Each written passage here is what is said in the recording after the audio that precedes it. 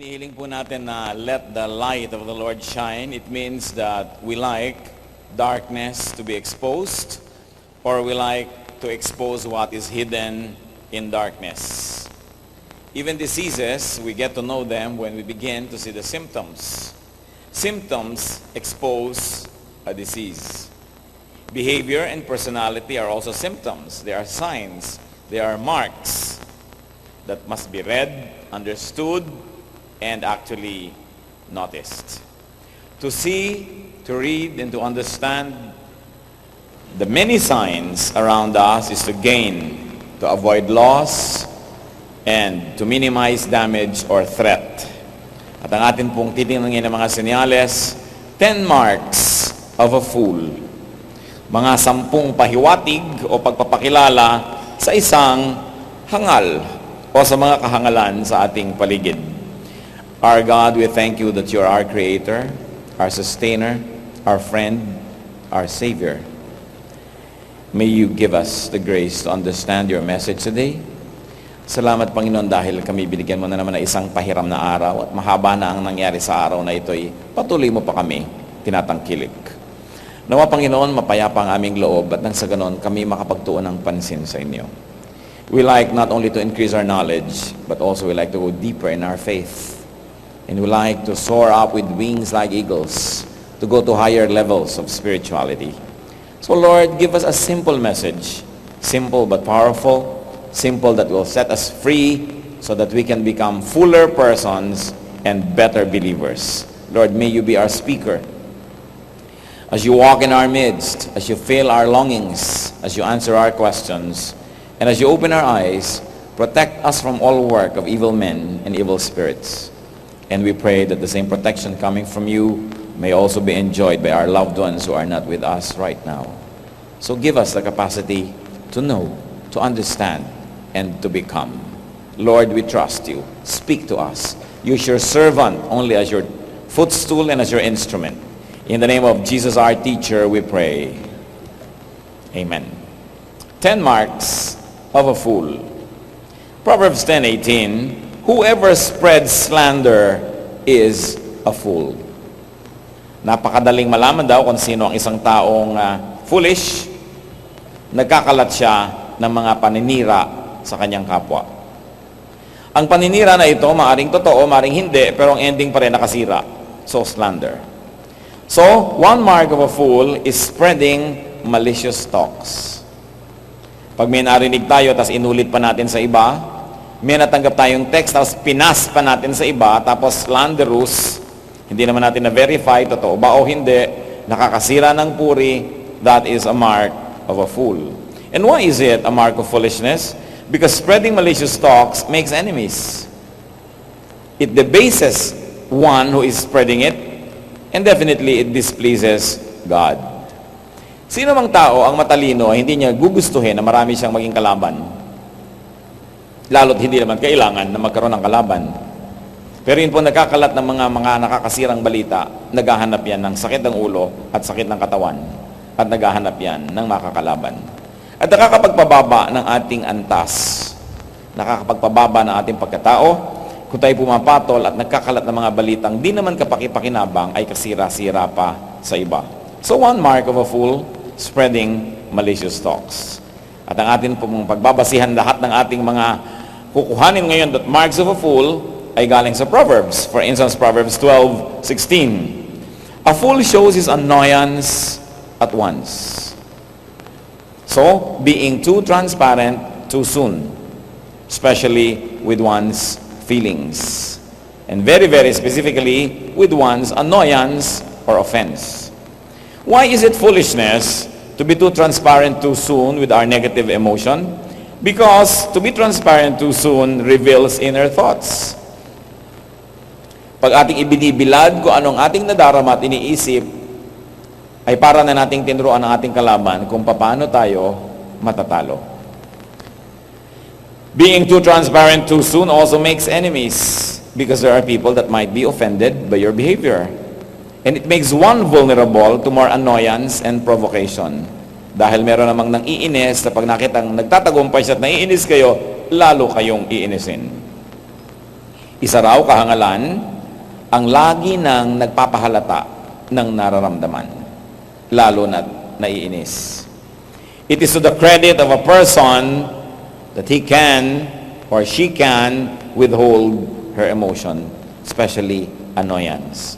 Yung maaga, madali na nagpapakita ng inis is a sign of foolishness. Proverbs 14:16, a fool is hot-headed and reckless. Isa na namang napakalinaw na definition ng foolish person, being quick-tempered and overly self-confident. Madaling mag-init ang ulo. Kanina, nagpapahalata ng inis. Ito naman, napakadaling mag-init ng ulo at walang pag-iingat. Marahil walang pag-iingat sa pag-handle ng kanyang init ng ulo. Hot-headedness leads only to quarrels, or to the hospital, or to the morgue, or to prison. Yan lang naman ang pinupuntahan ng mga maiinit ang ulo. Away, ospital, morgue, o kaya ay kulungan. Kaya ang marunong na tao, hindi pinapayagan ang simbuyo ng kanyang damdamin ang magsabi kung paano siya kikilos, gagalaw, o mabubuhay. Recklessness leads to loss, to damage, and to injury. Definitely. Akala niyo ba sikat sila pagka sila ay nambabato pag nagagalit, o kaya sumisigaw agad, nagpapakita agad ng kanilang displeasure. But the Bible tells us that this is a sign of foolishness. Proverbs 29:11. A fool gives full vent to his anger. Napapansin niyo po siguro magkakamag-anak itong mga pinag-uusapan natin. Isa daw pong kahangalan, yung pinagbibigyan mo ng lubos-lubos ang iyong galit. Wala ka nang tinimpi, wala ka nang tiniis, ipinahayag mo na ng buong buo, yung gusto mong suntukin, sinuntok mo, yung gusto mong batuhin, binato mo, yung gusto mong sigawan, sinigawan mo, yung gusto mong maglupasay, naglupasay ka nga. Losing control of emotion is a sign of foolishness. Isa sa mga sukatan ng pagiging totoong tao ay yung atin pong nakokontrol, nabibigyan ng direksyon ang ating damdamin. Why? Because anger destroys judgment. Nakikita niyo yung napakarami mga nakakulong sa death row, yung nakakulong sa life imprisonment o sa maximum security, nakapatay ng terribleng pagkakapatay, tapos pag tinanong kung bakit niya nagawa yun, sasabihin, pinagdimlan ng isip. Ibig sabihin kasi ang taong sobrang nagagalit, nawawalan siya ng katwiran. Dumidilim ang maliwanag, tumutuwid ang liko, na dapat ay talagang liko, nagagawa ang hindi dapat gawin. Anger also destroys diplomacy. Walang tao na makakapagmabutihan sa kanyang kapwa kung siya ay pinaghaharian ng galit at gustong-gusto niyang ipahayag ang galit na ito. Anger also destroys productivity. There are many people who could otherwise get good employment, or who could get a good business or a good deal, but they become angry and they are ruled by their emotion at sabi na, wag na lang nga. At dahil sila ay pinagharian ng kanilang damdamin, maraming magagandang pagkakataon ang lumalampas.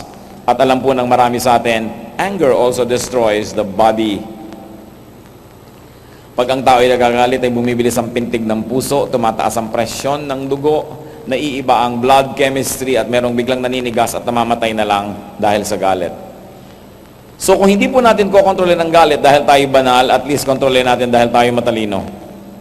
Dahil nakakasira ng ating sariling kalusugan yung sobrang galit. And there is something mysterious about anger. Yung galit na pinagbibigyan, lalong lumalala at sumisidhi. Pero yung galit na nilalagyan ng limitasyon at nag-iisip-isip, bumabait-bait at humuhupa ang galit. Kung bakit ang galit parang apoy, pag lalo mong pinagalit, para mong ginagatungan, nilalagyan mo ng gasolina, lalong lumalaki. Kaya, ang matalinong tao, maliit pa lang yung galit niya, kinokontrol na. Nakita niyo po ang mga mag-asawa na tuluyan ang naghiwalay dahil lang sa mga konting galit na hindi kinontrol, nagsalita ng nakakagalit. Nagalit naman yung kinakagalitan at nagsalita ng mas nakakagalit, nga tumaas ngayon ang galit niya hanggang nagpataasan na, hanggang mamaya either nagpatayan sila o talagang nagkasiraan na at nagkasira. Pero yung nagagalit at kinontrol mo ng konti, makakita naman ng katabi mo at kalaban mo na humupa ka, lumaba ang yung boses, bababa din siya, pababa ng pababa. So pinipili natin, ano pong gusto natin gawin sa galit natin? Palakihin pa yan o paliitin? Excessive display of anger trivializes issues. It is also one important aspect that we should think about when we remember anger. Pag sobra po tayong pinaghaharian ng galit, ng sigaw, ng panggigigil, nababaliwala ang katwiran. Ang nananalo na lang, yung mas malakas bumigwas, yung mas maraming muscle, o kaya yung mas malakas umigaw. Pero, siyempre, ang mga taong marurunong, lalo na mga taong makadiyos, dapat ang nananaigay katwiran. Hindi kung sino ang mas malakas at mas makapangyarihan. Pero pagka nanguna na ang galit, at ang galit po may magic yan, nakakapagpalakas. Pag galit kayo, parang kaya niyong durugin ang mukha ng katabi niyo no? May ginagawa yan nakakaiba sa tao na nagkakaroon ka ng overestimation of your power and strength. And really, because adrenaline is pumped into your blood system when you're angry, sometimes you really become very, very strong. Only to regret about it when the damage had been done. So pag merong anger, wise people control their emotion. Foolish people lose control of their emotion and even takes pride in it. Another wrong with excessive display of anger is that it debases a person. Ang isang taong sobrang nagpapahayag ng kanyang galit ay nagpapababa sa kanyang sarili. There are many people who do crazy things when they're angry only to be sorry later. When you're angry and you express it to the full, you make a clown of yourself. And people like to watch clowns. Kaya nakikita nyo ang mga tao, gustong-gustong nanonood ng nag-aaway na dalawang babae o kahit dalawang lalaki. Bubuyuan ka pa niya mga, sige nga, ganun pala, susulsulan ka. Kasi gusto nila na magsampalan kayo, magsaksakan kayo. Nagtataka ko sa mga tao na may mga nakakalat na bituka dyan, nanonood pa. Because people can be so cruel and because a lot of people are also foolish. So don't be a clown and be the entertainment fair for people who have nothing better to do. Also, Proverbs 15:5 gives us another clue. A fool spurns his father's discipline. So, another mark of a fool, rejecting parental correction. Sabi sa Biblia, isang malaking kahangalan ang pagtanggi sa pagtutuwid ng magulang. Siyempre, ang sinabi lang dito, father, como ang kultura ng Israel, masyadong makalalaki, pero hindi naman puwera dyan yung mother. It can just mean parent. Parents are heaven's most faithful ambassadors. What do you mean? Kung meron pong office on earth that can most closely resemble and represent the economy of God, the rule of God, the love of God, it is the office of the parent. Ang pag-ibig ng magulang ang pinakamalapit na siguro sa pag-ibig ng Diyos. Sapagkat ang pag-ibig ng magulang ang walang patakaran, tinatanggap ka kahit ano pa. Kung sa tingin ng iba, ikaw ay made of horror, sa iyong magulang, ikaw ay made of honor. Kung ang tingin ng iba sa'yo ay bobo, ang tingin ng magulang mo sa'yo, slow learner. Di ba? Kung ang tingin ng sakit ng mga iba sa sakit mo ay galis, ang tingin ng nanay mo, allergy. Ang sarap ng may magulang. So bakit mo tatanggihan ang pag-ibig ng magulang? Kasi sabi, it is a foolishness. A fool spurns his father's discipline. Maliban na lang ang magulang natin ay talagang psychopath, abnormally deranged. Akala mo naman merong abnormally deranged. Dapat sundin natin ang magulang. Kasi walang iniisip ang magulang kundi kabutihan natin. At least 99% of the time, maaasahan natin yon. Yung ikakabuti natin. Pero ang mga kabataan kasi iniisip nila, their parents are out to destroy their fun, to take away life from their life, and to make their life miserable. But the Bible is clear about this. A fool spurns his father's discipline. Rejecting parental discipline means rejecting what could be the purest form of love known to humanity. Rejecting parental correction means rejecting love, wisdom, and sincere concern. Rejecting parental correction can mean rejecting nature's greatest source of protection, of care, and of nourishment. Because parents are nature's way of giving. Kaya napakalaking bagay na pinahahalagahan natin ang pagtutuwid ng magulang, hindi lang ng ating biological parent, naging kung sino man ang nagiging magulang sa atin.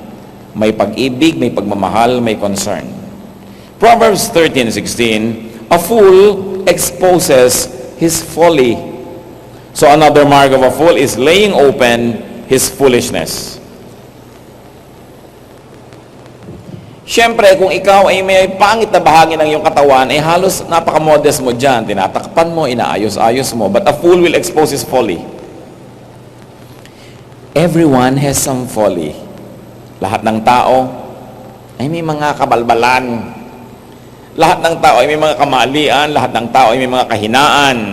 Panapanahon lang. But only a fool would needlessly expose his folly. And why is it foolishness to expose your folly? Bakit kalugihan na ipaalam pa natin sa iba ang ating mga kahangalan, ang ating mga pagkakamali? Bakit po ito hindi mabuti? Because we need other people's trust. We need people's esteem and respect. We need people's help. And how will you get trust, esteem, respect, and help if you have already exposed yourself to be a fool? Then people will avoid you. And behind the success of any person is great help received from others. We all need help in the beginning and, as they say, in the end. So you will not want to miss that. So you don't want to needlessly expose your foolishness. People who expose their foolishness and their folly lose all this goodwill that they need in life. Yung iba ay pinagmamalaki pa nila eh. Ipamamalita pa ang mga di karapat-dapat na ginagawa nila, ipagsasabi pa. Akala mo isang napakalaking karangalan na maging ganun. Proverbs 10:23, a fool finds pleasure in evil conduct. Ito, danger sign. Having fun in being bad. That is a sign of foolishness. Tayo po mga tao nagkakamali. May nagagawa tayong mali, may nasasabi tayong mali, pero yung taong matalino, pinagsisisihan ang maling ginagawa niya. Maging si David, maraming nagawang mali. Pero patuloy pa rin tinawag ng Biblia a man after God's own heart. One of the probable reasons is, whenever David would commit a mistake, he really sincerely repents. Talagang sincere, with tears, with weeping, ang paghingi niya ng tawad sa Diyos. Ang isang taong hangal, nakagawa na ng mali, natutuwa pa. Hindi nagsisisi, hindi nagdadalawang loob, ipinamamalita pa. Take note of people who find pleasure in evil. They are fools. Pag natutuwa tayo na may ginagawang kabalbalan ng iba, it means we are fools. Because wise people must be grieved when something is wrong. Pag hindi po tayo nalulungkot dahil mayroong maling nangyayari, o may napapahamak, may nasasaktan, may nasasalanta, meron tayong dapat ituwid sa ating kalooban. So that's one mark of a fool, having fun in being bad. Proverbs 17:16, a fool has no desire to get wisdom. Madali namang malaman kung sino naghahanap ng karunungan at sinong umiiwas dito. But one mark of a fool is lacking thirst for wisdom. Feeling, of course wrongly, that he is good enough and wise enough, therefore, they don't listen to advice. Fools don't listen to advice. They don't seek advice, and when you advise them, they hate you. When you correct them, they hate you. Ang tunay na marurunong, pag itinutuwid, kahit nasasaktan, nagpapasalamat. Napakadali pong sumang-ayon sa isang tao kahit siya'y baluktot. At kung sumasang-ayon tayo, baka pa tayo mailibre ng merienda, baka pa tayo maregaluhan, o at least matuwa siya sa atin. Mahirap gawin ang sumalungat. Kaya kung may sumasalungat sa atin, lalo't alam naman natin talagang mali tayo, pasalamat tayo at sinasalungat tayo dahil yung tao nagpapagod para tayo maituwid, samantalang higit na mas madali na sumang-ayon na lang siya o huwag na lang makialam. We must value people who go out of their way to correct us. Ngayon, kung tayo naman may mga messianic complex, gusto natin i-correct lahat ng tao kasi may gano'n namang extreme sa kabila, tiyakin lang natin na we employ good timing, that we are polite to people that we want to help get corrected, and that our ministrations are welcome. Makikiramdam din naman tayo kung ayaw o gusto na tayo ay pakinggan. But this is one mark of a fool, lacking thirst for wisdom. Hindi nagtatanong kahit hindi naiintindihan ng isang bagay, pinagpapaliwanagan mo ayaw makinig, itinutuwid mo, nagagalit pa. Proverbs 18 verse 2, a fool finds no pleasure in understanding, but delights in airing his own opinions. At ito po, in polite society, this is a no, no, no. But of course, people who are impolite, people who are indiscreet, people who are foolish, do this, being too vocal with opinions. When people do not solicit our opinion, it is best kept inside us.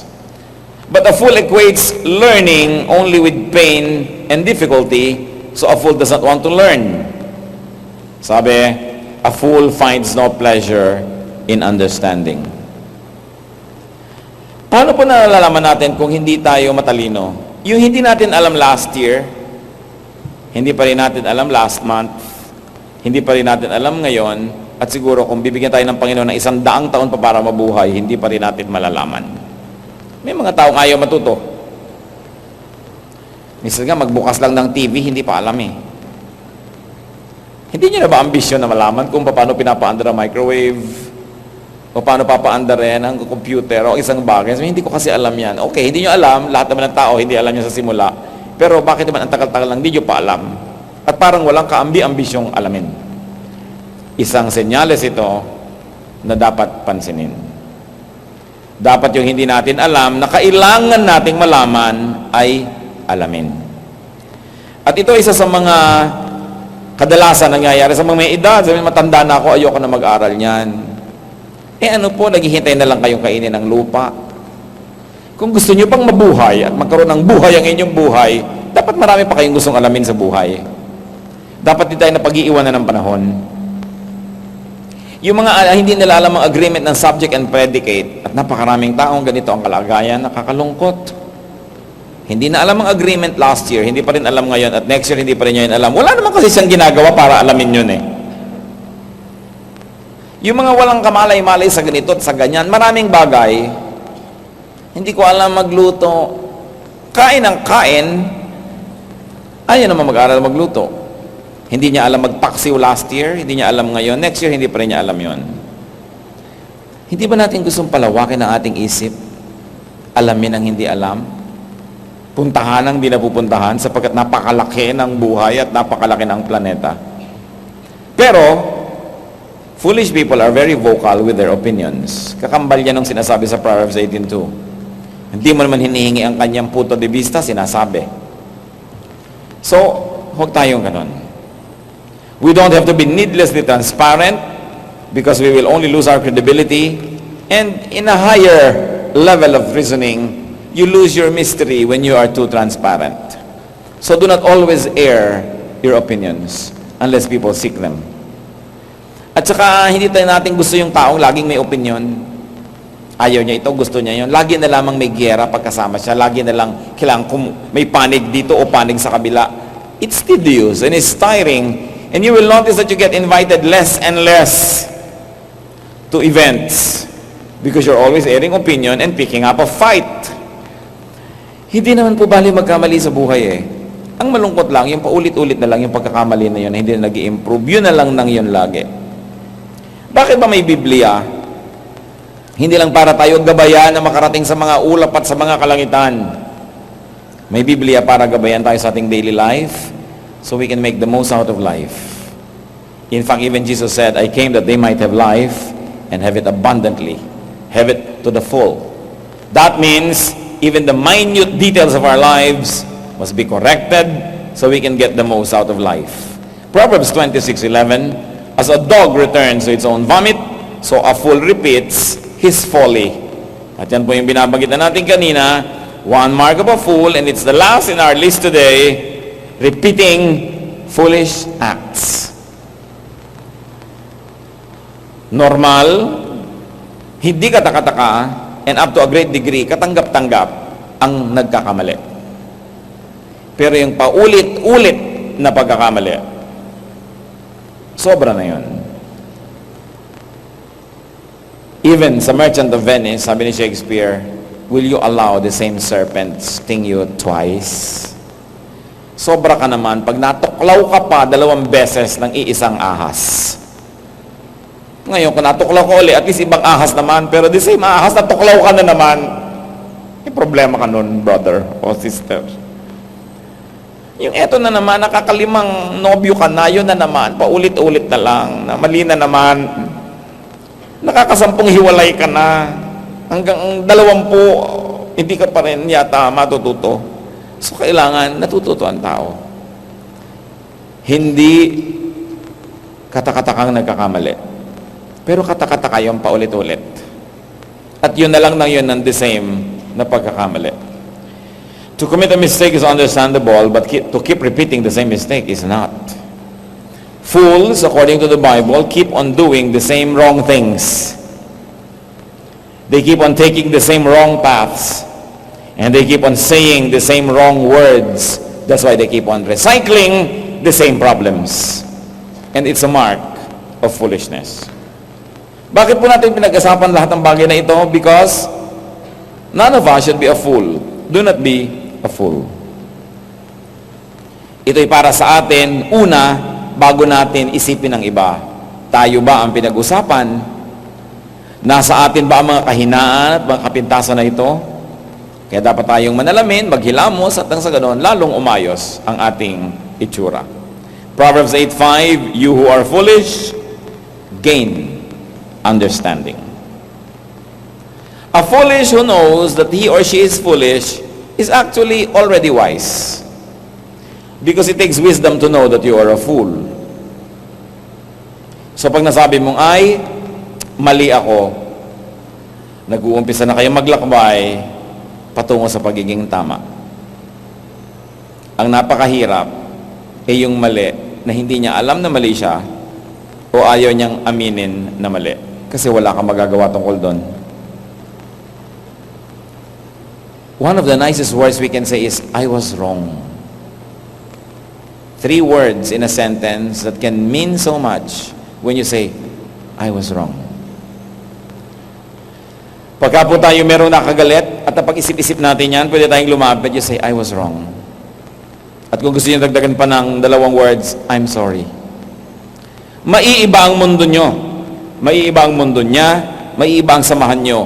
Basta handa lang tayo magsabing, I was wrong. I'm sorry. Iyan namang kinausap noon, hindi naman dapat, I told you so, ang sagot. Dapat, next time. Ganun naman, para masarap ang buhay. These are the nice words to learn. Learn them. Ayan, pag kami nagkamali, imbes surut-surutin nyo, sabihin niya lang, next time. Let's be better. Ikaw naman, I'm sorry. Diba? I was wrong. Thank you. I love you. Kung 5 sentences lang ito ang alam nyo sa inyong buong bokabularyo, buhay na kayo. Huwag nyo isasama sa bokabularyo nyo, mga kapatid, yung I told you so. Yan ang kasuklam-suklam na marinig sa isang tao. Lalo tama siya. Mali ka na nga. Sasabihan ka pa, I told you so. Di ba, hindi nyo naman na-appreciate yung kanyang wisdom? Gusto nyo siyang ipitin ng plancha at electric fan o ganun. Dahil, lugami ka na nga, higa ka na nga at napahiya ka na at lahat-lahat, papasukan ka pa ng, I told you so. Very unkind. Alisin po natin sa vocabulary natin. Sabihin na lang natin, next time. Ang saya-saya nung next time. No? Nasunog ng asawa niyo yung bahay, sabi mo, next time, dear. Eh, sabi niya, I told you so. Mabubuo niyo ba uli yung bahay? Diba? Next time. Sabi na anak mo, mami, bagsak na naman po ako. Sabi niya, next time, anak. Papatayin na kita. Nakakapitong, hay, 4th year ka na. So, pero mahalaga, pagka po kasi tayo may encounter, ang isang tao mali, ang isang tao tama, ano ba gusto nyo lang? Patunayan na tama kayo at mali siya, therefore mas mataas kayo at mababa siya? O gusto nyo lang bang ituloy ang buhay at maging maayos, tahimik, payapa? Ano ba talagang gusto natin? So, do not be a fool and avoid a hopeless fool. Pag mayroong isang tao na nandyan lahat yung 8 sa 10 pinag-usapan natin, makabubuti pang iwasan nyo na lang muna. No? Kahit malang 7. Kasi baka hilahin lang kayo niyan pababa ng pababa. Habang hindi nyo kaya siyang hilahin pataas, wag na muna kayo makipagmabutihan. Proverbs 14:7, stay away from a foolish man. Layuan sapagkat walang gagawing mabuti sa ating buhay. So ano-ano po ang mga 10 marks of a fool? Hindi lang po 10 yan, but for our purposes now, 10 marks of a fool. Hindi para husgahan ang kapwa, kundi para sukatin ang sarili at sabihin, ako ba foolish or not foolish? And then you say, there are people who influence me and I allow to influence me. Are they foolish? What should I do? If I cannot be an agent of upliftment, at least for now, when I'm not strong enough to minister, I will avoid this person. Gaano karaming taong napahamak dahil nakipagmabutihan sa mga hangal. Kung hindi nyo kayang hilahin pataas ang isang tao at hinihila lang kayo pababa, huwag na munang makipagmabutihan. Heavenly Father, we thank you that you want to remind us. Salamat, Panginoon, yung Book of Proverbs, punong-puno ng karunungan. Very practical, very simple, and yet very powerful. Nawa, Panginoon, itong aming paglilista at pag-aaral ng 10 mga senyales ng kahangalan. Maging kapakipakinabang sa amin na huwag lang namin i-assign sa iba ito. Tingnan namin kung kami ito. At ituwid mo kami, Panginoon. Handa po kami magpatuwid sa inyo.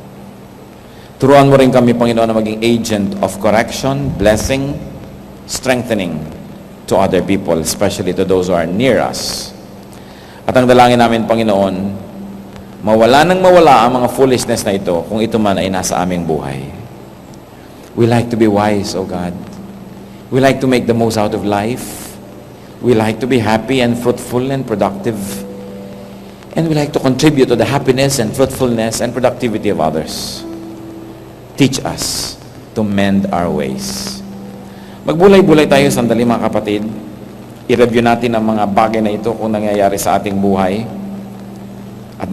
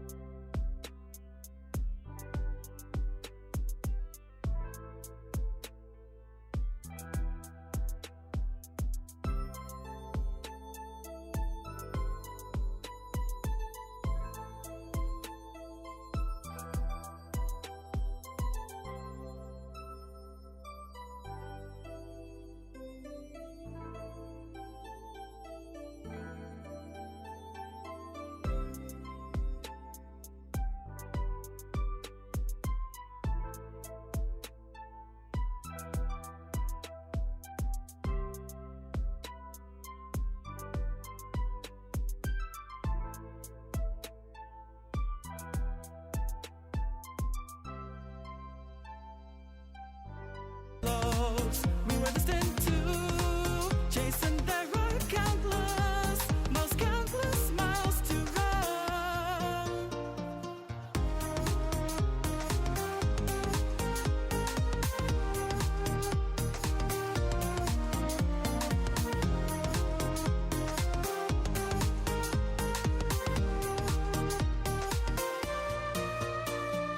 I can sense it approaching, following you like rivers. Wherever you go, everything or nothing, we rebuild. It piece by piece, we were destined to chase, and there are countless miles